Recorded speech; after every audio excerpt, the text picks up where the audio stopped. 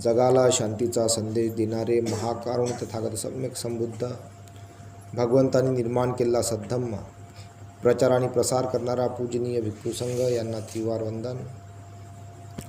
प्रियदर्शी राजा सम्राट Ashok Vishwabhushan doctor Babasaheb Ambedkar यांना अभिवादन। मिलिंद प्रश्न यामधील पुढील वाचनाला सुरुवात करत आहोत। अनुमान वर्ग। अनुमानासंबंधी प्रश्न। हे राजा, जे भिक्खू विनय जाणणारे विनय कोविंद, कारण अकारण जाणणारे दोष निर्दोष जड हलके, सत्कार्य असत्कार्य, उत्थान देशना, विग्रह निग्रह, प्रतिकर्म पुनर्नियुक्ती, प्रतिसारणा कुशल विनयामध्ये परमोच्च बिंदू प्राप्त करणारे आहेत, त्यांना बुद्धाच्या धम्मनगरामध्ये रूपदक्ष म्हटलेले आहे।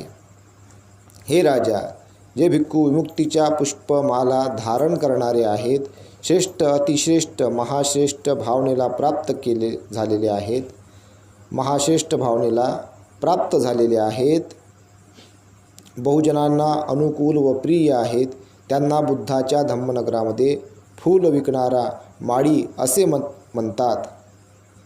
फूल विकणारा माळी असे म्हणतात। हे राजा, ज्या भिक्खूंनी 4 महान सत्याचे ज्ञान प्राप्त केलेले आहे, ज्यांनी सत्य जाणलेले आहे, ज्यांना बुद्ध शासनाचे पूर्ण आकलन झालेले आहे, जे 4ही श्रामण्य फळाबाबत शंकारहित आहेत, ज्यांनी त्या फळाचा आस्वाद घेतलेला आहे व जे दुसऱ्यांना सुद्धा त्या फळाचा लाभ करून देतात, त्यांना बुद्धाच्या धम्मनगरामध्ये फळ विकणारा माळी म्हटलेले असे म्हणतात। फळ विकणारा माळी असे म्हणतात। म्हणजे याचा काही त्या जातीसोबत काही संबंध नाही बरं, हे एक उदाहरण तशा प्रकारचं ते आहे। हे राजा, जे भिक्खू शिलाचा श्रेष्ठ सुगंधाने सुगंधित आहेत, अनेक प्रकारच्या श्रेष्ठ गुणांना धारण करणारे आहेत, क्लेश विकारांच्या दुर्गंधीला नष्ट करणारे आहेत, त्यांना बुद्धाच्या धम्मनगरामध्ये सुगंध विकणारा असे म्हणतात। हे राजा, जे भिक्खू धर्मावर प्रेम करणारे आहेत, प्रिय बोलणारे आहेत, अभिधम्म व विनयामध्ये उदार व आनंद अनुभवणारे आहेत, अरण्यात झाडाखाली एकांत घरामध्ये सुद्धा धर्माचे रसपान करतात, काया वाचा व मनाने धर्माच्या श्रेष्ठ रसामध्ये डुबून जातात, धर्मासंबंधी अपार श्रद्धा बाळगतात, धर्माच्या शोधामध्ये रत असतात, इथे तिथे किंवा जेथे जेथे अल्पेच्छतेविषयी संतुष्टीविषयी विवेकाविषयी असंसर्गविषयी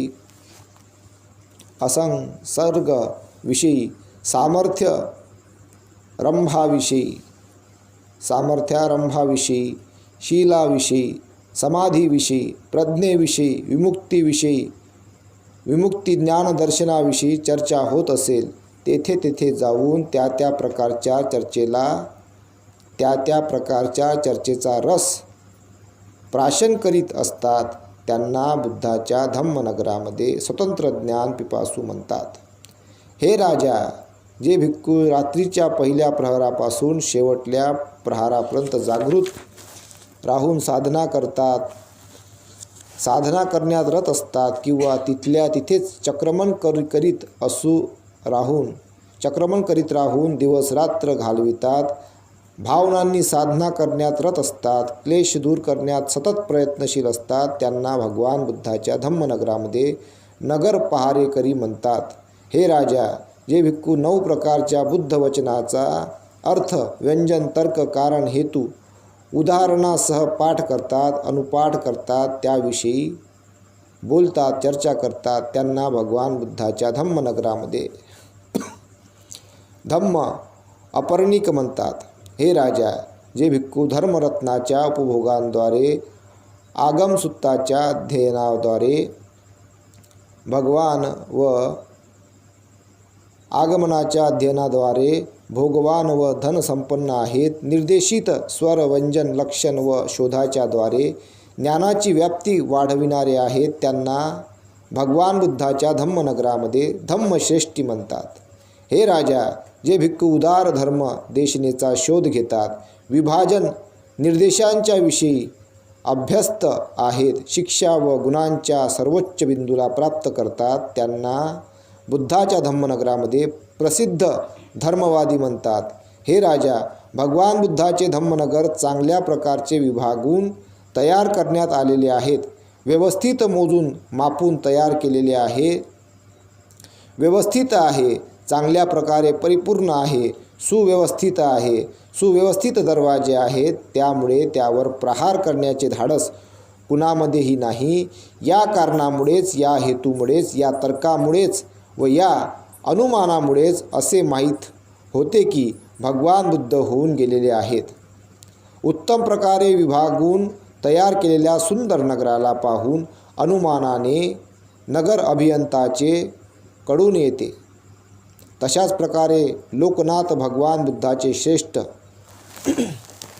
लोकनाथ भगवान बुद्धाला म्हणतात बघा. लोकांचा नाथ म्हणजे स्वामी, लोकांचा स्वामी, लोकांचा भगवान.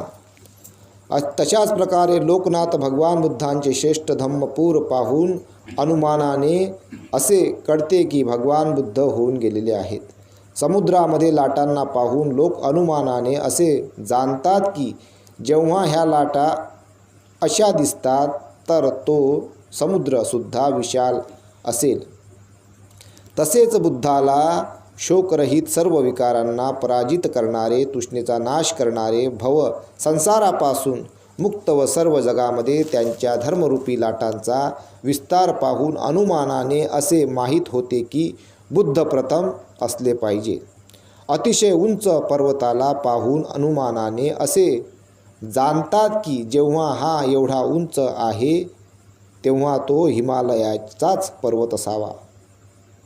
ज्याप्रमाणे धर्मगिरी त्याप्रमाणेच भगवान बुद्धाचा धर्म शांत, निर्मल, निर्वाण प्राप्त करून देणारा, स्थिर व सुप्रतिष्ठित आहे. स्थिर व सुप्रतिष्ठित आहेत. त्यांच्या ह्या पर्वताला पाहून अनुमानाने असे कळते की बुद्ध महावीर व श्रेष्ठ असावेत. महावीर, भगवान बुद्धालाही महावीर म्हणतात बना. महावीर म्हणजे सगळ्यात बलाढ्य, ज्याला कोणीही जगात हरवू शकत नाही. हारून शब्द बोलणं म्हणजे कमीपणा आहे. बोलण्याची इच्छा नाही, बोलणंच व्यर्थ आहे, हारवूच शकत नाही, म्हणून त्यांना महावीर म्हणतात. बुद्ध महावीर व श्रेष्ठ असावेत. ज्याप्रमाणे हत्तीच्या पायांना पाहून लोक अनुमानाने जाणतात की हत्ती फार मोठा आहे, तशाच प्रकारे बुद्धाची धर्मपावले पाहून प्रज्ञावंत लोक अनुमानाने असे जाणतात की भगवान बुद्ध महान असावेत. कासव घाबरलेला पाहून अनुमानाने असे जाणतात की मृगराजाच्या डरकाळीने कासव घाबरलेला असावेत. त्याचप्रमाणे अन्य तीर्थिकांना घाबरलेले पाहून अनुमानाने असे कळते की धर्मराज बुद्धाने गर्जना केली असली पाहिजे. पृथ्वी शांत, हिरवीगार व पाण्याने ओली झालेली पाहून अनुमानाने असे कळते की भरपूर पाऊस पडला असला पाहिजे. त्याचप्रमाणे लोकांना प्रमोदित पाहून अनुमानाने असे कळते की बुद्धाच्या धर्ममेघांनी पाऊस पाडले असले पाहिजे. चिखल दलदल युक्त पृथ्वी पाहून अनुमानाने असे कळते की तेथून पाण्याचा लोंढा वाहत गेला असला पाहिजे. त्याचप्रमाणे विकाररूपी धुळीने, चिखलाने मळलेले लोक पाहून असे अनुमान करता येते की धर्मनदी येथून धर्मसागरामध्ये वाहत गेली असली पाहिजे. पृथ्वीवरील सर्व लोकांना धर्मामृत पान करीत असलेले पाहून अनुमानाने असे कळते की धर्मरूपी अमृताची नदी वाहत असली पाहिजे. उत्तम प्रकारच्या सुगंधित श्वासामुळे अनुमानाने असे कळते की जेव्हा येथे सुगंधित वारा वाहतो तेव्हा सुगंधित फुलं फुलली असली पाहिजेत. त्याचप्रमाणे सर्व जगामध्ये शीलगंध वाहत आहे, तेव्हा अनुमानाने कळते की येथे सर्वश्रेष्ठ अनुत्तर बुद्ध होऊन गेलेले आहेत. हे राजा, अशाच प्रकारे शेकडो कारणांनी, हजार कारणांनी, शेकडो हेतूंनी, हजार हेतूंनी, शेकडो तर्काने, हजार तर्काने, शेकडो उपमांनी, हजार उपमांनी बुद्धांचे सामर्थ्य प्रकाशित करता येते. ज्याप्रमाणे हे राजा, हुशार माळी विविध प्रकारच्या फुलांना एकत्र करून आश्चर्यजनक ढगाने गुंफून सुंदर माला तयार करावी, त्याचप्रमाणे हे राजा, भगवान बुद्धाच्या अनंत गुणांना व अप्रमेय गुणांना विविध प्रकारच्या फुलांप्रमाणे व बुद्ध शासनामध्ये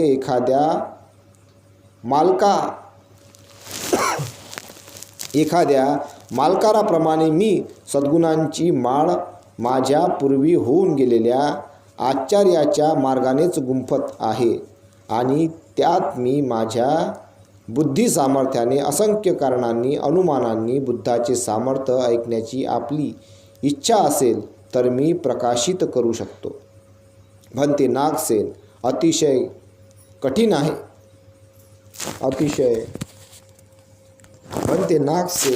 कठीण आहे. इतर लोक अशा प्रकारचे कारण अनुमान ऐकून बुद्धाच्या सामर्थ्याबद्दल विश्वास ठेवणार नाही. परंतु भंते नागसेन, आपल्या उत्तरांनी माझे समाधान झालेले आहे. बघा, इतकं मोठं होतं, 3 दिवस लागले सांगायला. खूप पान होते याच्यात. तर हे ज्या बाबी सांगितल्या आहे भगवान बुद्धांबद्दल, हे विविध बाबी, विविध पैलू, म्हणजे भगवान बुद्ध कसे होते, त्यांचा धम्म कसा आहे, तर हे संघाविषयी विविध बाजू याच्यामध्ये दिलेले आहेत. जसं एक सरकार चालत असते, सरकार आणि देश चालते ना, देशामध्ये किती मोठे कर्मचारी आहेत, अधिकारी आहेत, तसा पुरा देश चालते त्याच्या भरोशावर. तसा संघाचा विविध प्रकारच्या पैलू आहे, तर त्याच्या पुरा धम्म चालते. तर त्या धम्म सामान्य लोकांना कळत नाही, ते सगळे आपापले डिपार्टमेंट सांभाळतात. फार मोठं ते एक धम्माचं एक वलय आहे आणि ते वलय त्याप्रमाणे काम करत असते आणि ते फार बारकाईनं काम करते. म्हणून धम्म आज इथपर्यंत येऊन पोचलेला आहे आणि ते टिकून आहे. तर ह्या धम्माच्या बाबी आपण समजून घेतल्या पाहिजे.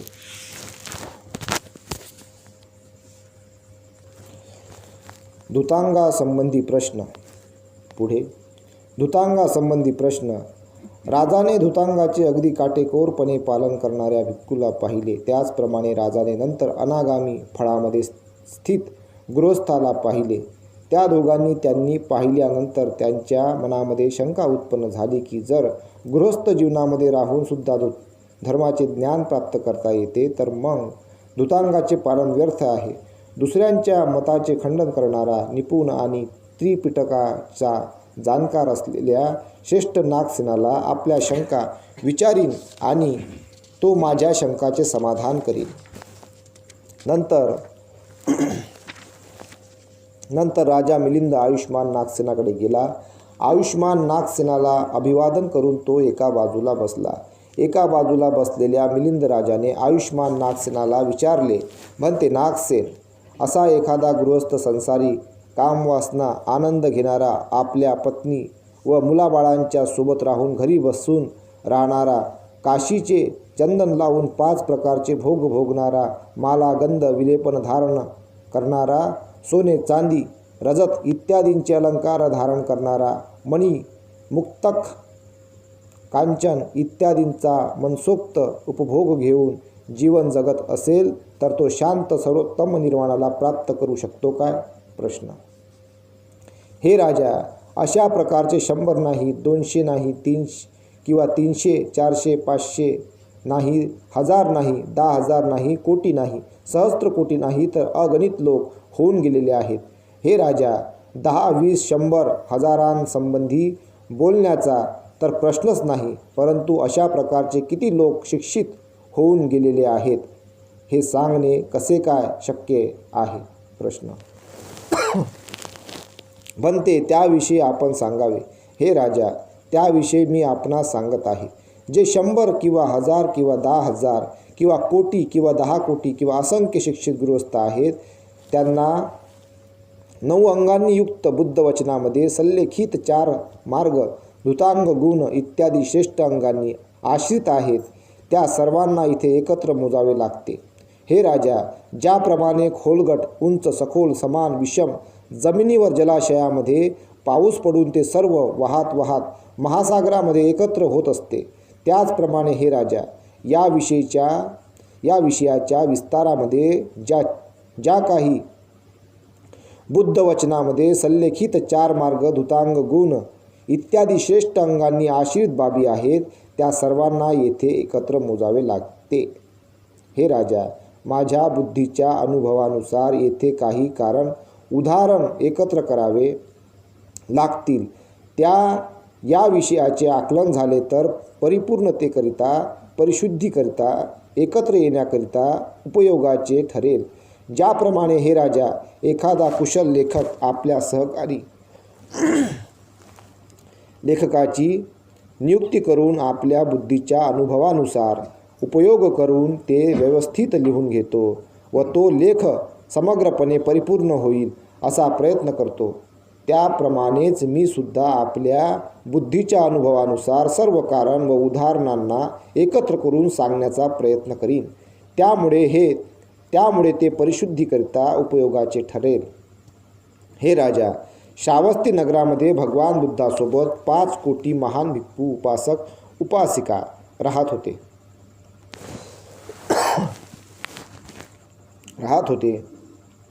5 कोटी महान भिक्खू, उपासक, उपासिका राहत होते. त्यापैकी 1,57,000 लोक अनागामी फलामध्ये प्रतिष्ठित झालेले होते. हे सर्व लोक गृहस्थ होते, त्यापैकी कुणीही प्रवजित नव्हता. पुन्हा तेथेच एका आंब्याच्या झाडाखाली यमक पटिहारीय नावाचा चमत्कार दाखविला, तेव्हा 20 लाख लोकांनी ते आत्मसात केले होते. तसेच महाराहुलवाद, महामंगलसूत्र, समचित्त परिणाय, पुराभेदसूत्र, कलहाविवादसूत्र, चूडव्यूहसूत्र, महाव्यूहसूत्र, तुवटकसूत्र, सारिपुत्तसूत्रामुळे अनंत लोकांना धर्मज्ञान प्राप्त झाले होते. याशिवाय राजगृह नगरामध्ये भगवान बुद्धाचे 3,50,000 महान श्रावक, उपासक, उपासिका राहत होते. पुन्हा तेथेच धनपाल नावाच्या हत्तीचे दमन केल्यानंतर 90 लाख देवतांना व दगडांनी बनविलेल्या चैत्यामध्ये अंतिम उद्देशाचा उपदेश करीत असताना 14 लाख जीवांना धर्माचे ज्ञान प्राप्त झाले होते.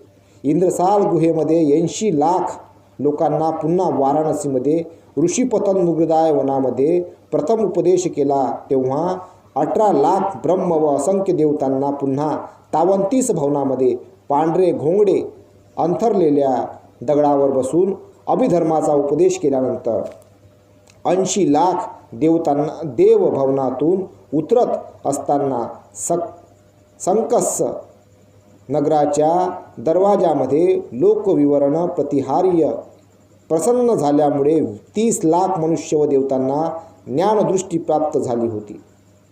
याशिवाय शाक्यांच्या कपिलवस्तूमध्ये निग्रोधाराममध्ये बुद्ध वंशाचा उपदेश व महासमय सूक्ताचा उपदेश दिल्यानंतर असंख्य लोकांना धर्मज्ञान प्राप्त झाले होते.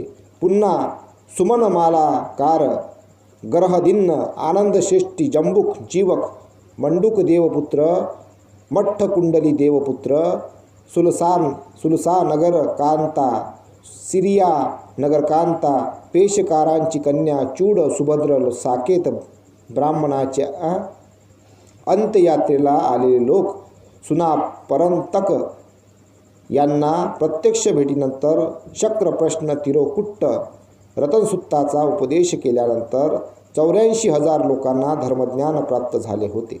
हे राजा, भगवान बुद्ध या जगामध्ये विद्यमान होते तेव्हा 88 पैकी 30 मंडलातील 16 महाजनपदामध्ये जेथे जेथे ते गेलेत तेथे 2, 3, 4, 5, 100, 1000, 10,000 लोकांनी सुद्धा परमोच्च निर्वाणाला प्राप्त केलेले होते.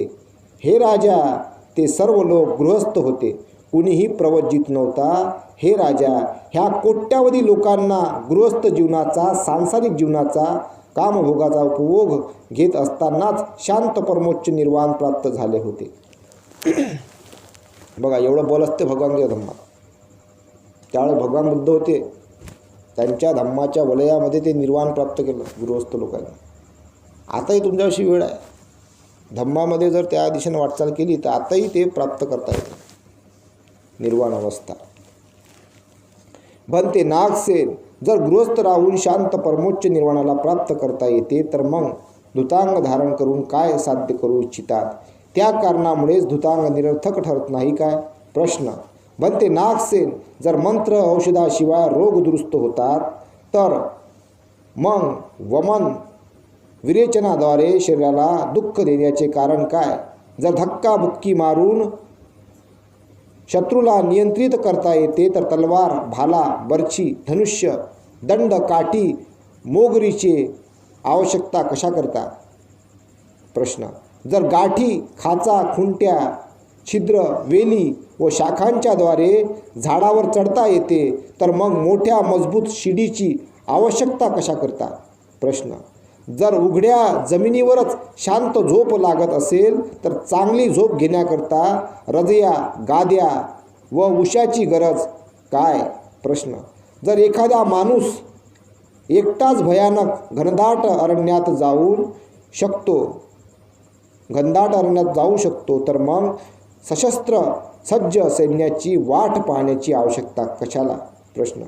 जर एखादा मनुष्य पोहून नदी पार करू जाऊ शकतो तर मजबूत पूल व नावेची आवश्यकता कशाला?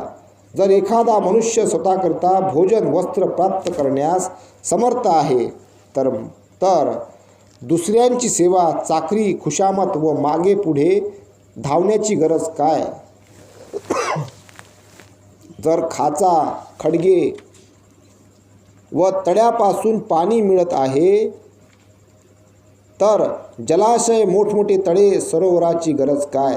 अशा प्रकारे हे बनते नागसेन, जर गृहस्थ राहून शांत परमोच्च निर्वाणाला प्राप्त करता येते तर धुतांग धारण करण्याची आवश्यकता काय? प्रश्न. हे राजा, धुतांगाचे 28 गुण आहेत. या गुणवैशिष्ट्यामुळे सर्व बुद्धांनी धुतांगाची प्रशंसा केलेली आहे. ते 28 गुण वैशिष्ट्ये कोणते आहेत?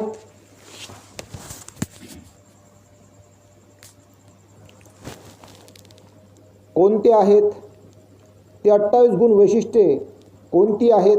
हे राजा, येथे धुतांग धारण केल्यामुळे पहिलं जीविका शुद्ध असते, दुसरं फळ सुखद असते,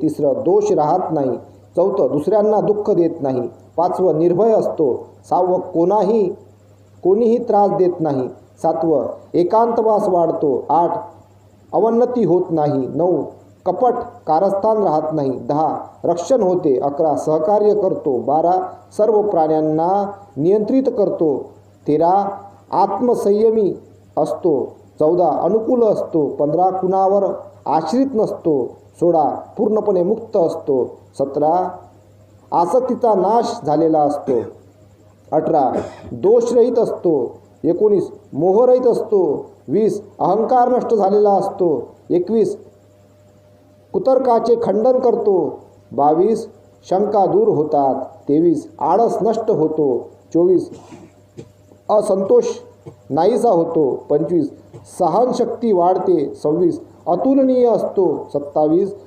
प्रमाणापलीकडे असतो, 28 सर्व दुःखाच्या पलीकडे गेलेला असतो. अशा प्रकारे हे राजा धुतांगाचे 28 गुण वैशिष्ट्ये सांगण्यात आलेले आहेत व या गुणवैशिष्ट्यांमुळेच सर्व बुद्धांनी धुतांगाची प्रशंसा केलेली आहे.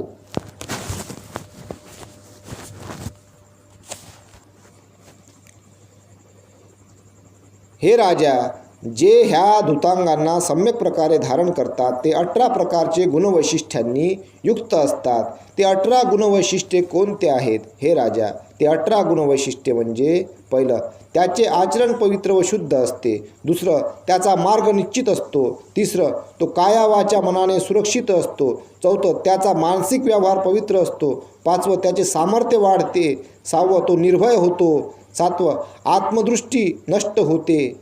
आठवं, आघात करण्याची प्रवृत्ती समाप्त होते. 9, मैत्री भावना वाढीस लागते. 10, त्याचा आहार संयमित असतो. 11, सर्व लोक सन्मान देतात.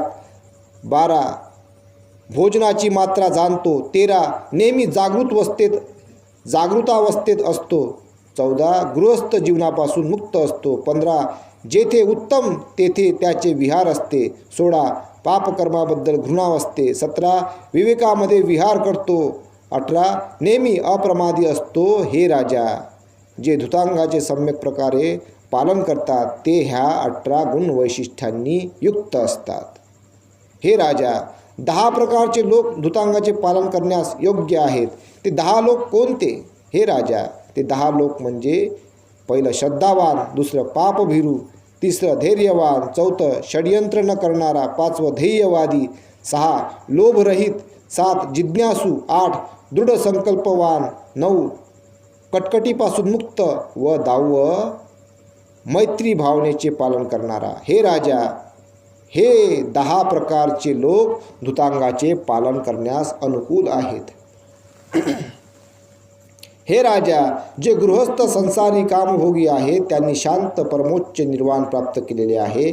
त्यांनी पहिल्या जन्मामध्ये 13 प्रकारच्या धुतांगाचे पालन केले असले पाहिजे.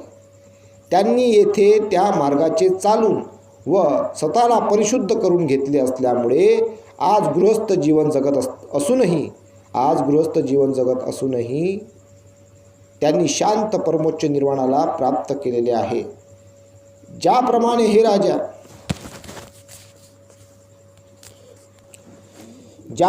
हे राजा एखादा कुशल धनुर्धारी आपल्या शिष्यांना आपल्या धनुर्विद्या शाळेमध्ये पहिल्यांदा धनुष्याचे प्रकार, धनुष्य कसे लावावे, धनुष्य कसे धरावे, मूठ कशी बांधावी, बोट कसे ठेवावे, पायाचा पवित्रा कसा घ्यावा, बाण कसा चढवावा, ते कसा ओढावा, तो निशाणावर कसा मारावा इत्यादी प्रकारचा नियमाधीन होण्याचे शिक्षण देतो. सुरुवातीस तो गवताचा बनविलेला मनुष्य किंवा गवताचे तयार केलेले बुजगावणे किंवा धानाचा भुसा, माटी इत्यादींनी तयार केलेले पुंज फलक यावर लक्ष वेधण्यास सांगतो आणि ते शिकून तयार झाल्यानंतर त्यांना राजाच्या समोर उभे करतो. राजा त्यांचे धनुर्विद्येतील कौशल्य पाहून खुश होतो व रथ, हत्ती, घोडे, धनधान्य, सोने, मोती, रत्न, दास दासी, नौकर चाकर इत्यादी त्यांना देतो. त्याचप्रमाणे हे राजा, जे गृहस्थ संसारी कामभोगी आहेत ते शांत परमोच्च निर्वाणाला प्राप्त करतात. त्या सर्वांनी आपल्या पहिल्या जन्मामध्ये 13 प्रकारच्या धुतांगाचे पालन केले असले पाहिजे. त्यांनी तेथे त्या मार्गाने चालून व स्वतःला परिशुद्ध करून घेतले असल्यामुळे आज गृहस्थ जीवन जगत असूनही त्यांनी शांत परमोच्च निर्वाणाला प्राप्त केलेले आहे. हे राजा, ज्यांनी आपल्या पहिल्या जन्मामध्ये धुतांगाचे पालन केलेले नाही ते तेथे एकाच जन्मात अर्हत होऊ शकत नाही, परंतु उत्तम सामर्थ्यामुळे, उत्तम मार्गाने चालत असल्यामुळे व उत्तम प्रकारचे आचार्य कल्याण मित्राचे मार्गदर्शन मिळाल्यामुळे अर्हत्व प्राप्त करता येते. किंवा ज्याप्रमाणे हे राजा, एखाद्या वैद्य चिकित्सक आपल्या आचार्याला भरपूर धनसंपत्ती देऊन त्याला प्रसन्न करून त्याच्याकडून सर्व प्रकारचे ज्ञान प्राप्त करून घेतो, तो त्याच्याकडून शस्त्र पकडणे, शस्त्रक्रिया करणे, चिरा मारणे, कापणे, जखम बाहेर काढणे, जखम धुणे, वाळविणे, औषध लावणे, वमन, विरेचन, सुगंधित करणे इत्यादी बाबींचे ज्ञान शिकतो व या सर्व बाबींचे ज्ञान प्राप्त केल्यानंतर तो स्वतंत्रपणे उपचार करण्यास उत्सुक असतो. त्याचप्रमाणे हे राजा, जे गृहस्थ सांसारिक कामभोगी आहेत ते शांत परमोच्च निर्वाणाला प्राप्त करतात. त्या सर्वांनी आपल्या पहिल्या जन्मामध्ये 13 प्रकारच्या धुतांगाचे पालन केले असले पाहिजे.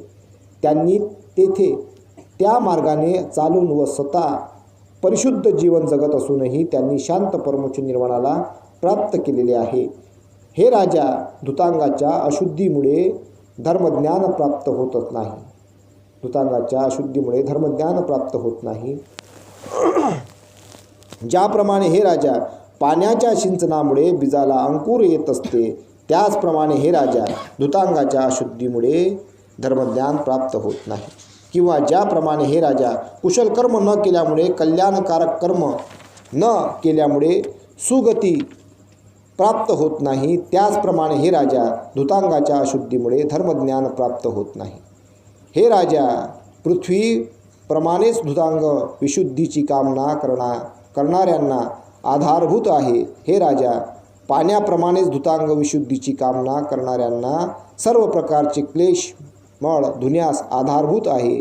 हे राजा, प्रकाशाप्रमाणेच धूतांग विशुद्धीची कामना करणाऱ्यांना सर्व प्रकारचे क्लेश मळ जाळण्यास आधारभूत आहे.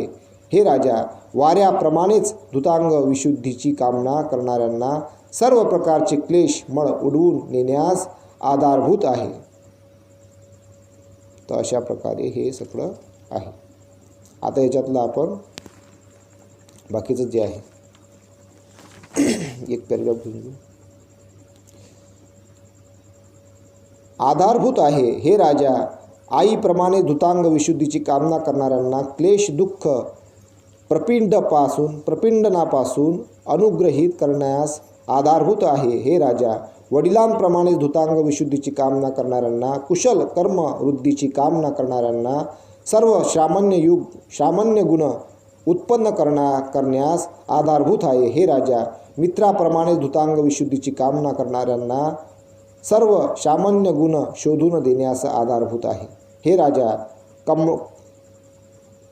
कमळाप्रमाणेच धूतांग विशुद्धीची कामना करणाऱ्यांना सर्व क्लेश मळ न मिळण्यास आधारभूत आहे. हे राजा, 4 प्रकारच्या श्रेष्ठ सुगंधाप्रमाणे धूतांग विशुद्धीची कामना करणाऱ्यांना क्लेश दुर्गंध नष्ट करण्यास आधारभूत आहे.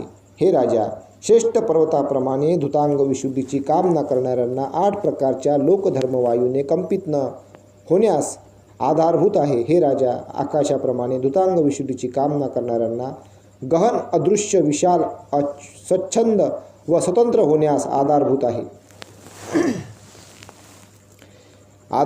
हे राजा, नदीप्रमाणे धूतांग विशुद्धीची कामना करणाऱ्यांना क्लेशमळ वाहून नेण्यास आधारभूत आहे.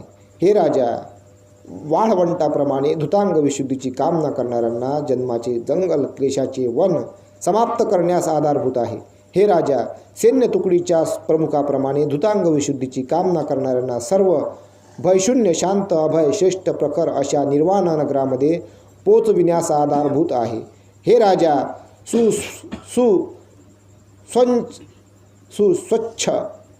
सुस्वच्छ विमल सेवकाप्रमाणे धूतांग विशुद्धीची कामना करणाऱ्यांना संस्काराचे स्वभावदर्शन जाणून घेण्यास आधारभूत आहे. हे राजा, ढालीप्रमाणे धूतांग विशुद्धीची कामना करणाऱ्यांना तलवार व काठीचा वार रोखण्यास आधारभूत आहे. हे राजा, छत्राप्रमाणे धूतांग विशुद्धीची कामना करणाऱ्यांना क्लेशरूपी पाऊस व विविध प्रकारच्या अग्नी व संतापरूपी उष्णता अडवून धरण्यास आधारभूत आहे. हे राजा, चंद्राप्रमाणे धूतांग विशुद्धीची कामना करणाऱ्यांना कल्याणाची कामना करण्यास आधारभूत आहे. हे राजा, सूर्याप्रमाणे धूतांग विशुद्धीची कामना करणाऱ्यांना मोह अज्ञान अंधकार नष्ट करण्यास आधारभूत आहे. हे राजा, सागराप्रमाणे धूतांग विशुद्धीची कामना करणाऱ्यांना अनेक प्रकारचे सामान्य गुणरत्न धारण करण्यास आधारभूत आहे. आणि अशा प्रकारे अपरिमित असंख्य अप्रमेय आधारांनी युक्त आहे.